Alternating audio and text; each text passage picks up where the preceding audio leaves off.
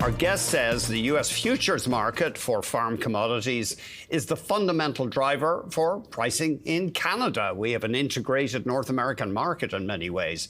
But he says American policies such as tariffs threaten to break that link, and that threatens instability and extra risk for Canadian farmers and food processors. We're joined by Al Mussell, research lead at Agri-Food Economic Systems. Al, it's great to see you. Thank you very much indeed. Well, thanks very much for having me, Andrew. Some of this stuff does get technical, but you see a fragmentation risk here, partly because U.S. tariffs mean the relation, for example, stuff sent to China from Canada or the States will be treated differently. In some cases, we have lower trade barriers, but this link could be broken. And this will add risk for Canadian farmers and food firms. Why would that be?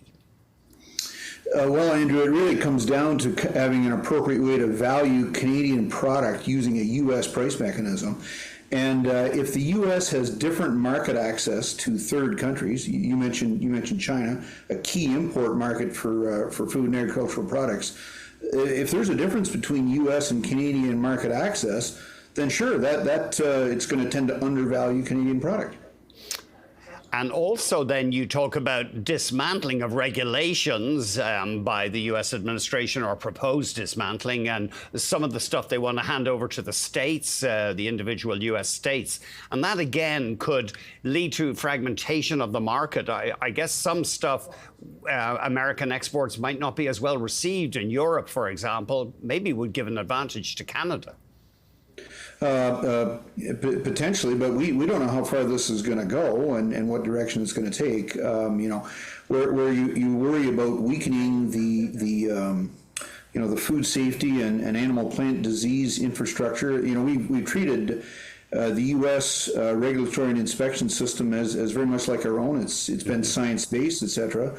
But if they're prepared to chip away at that, and we have news today that Secretary of Health Kennedy is looking at pesticides now.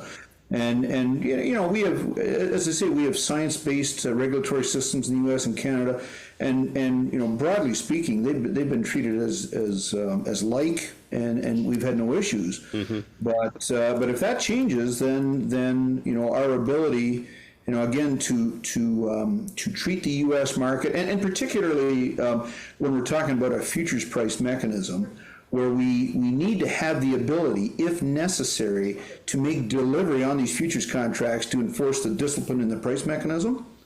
That's a pretty high bar in terms of the level of resolution and price differences that you're working with. We need this to all work properly, and it's worked well for decades, but this could be changing.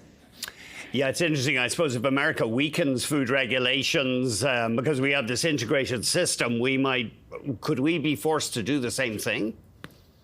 I don't know if Canadians are prepared to do that. Mm-hmm. I think we're very satisfied with our science-based system, and we have been satisfied with the U.S. science-based system. Mm-hmm. But if they're prepared to deviate from that, in the name of cutting costs of government or whatever the rationale may be, I don't know if we're on side with that. And at worst, if you start to get foodborne illnesses in the U.S. that result from this, or animal or plant diseases, we may start to look at this and say, well, look, are we really able to import from the U.S. the way we have been, particularly if it's treated differently regionally through state or local governments in the U.S. Right. And then if we do that, in the moment that we're in right now, where everything seems to be political, they may take the view, well, if you won't import ours, we won't import yours either, and that's a very serious matter for us. That's interesting. Other fragmentation.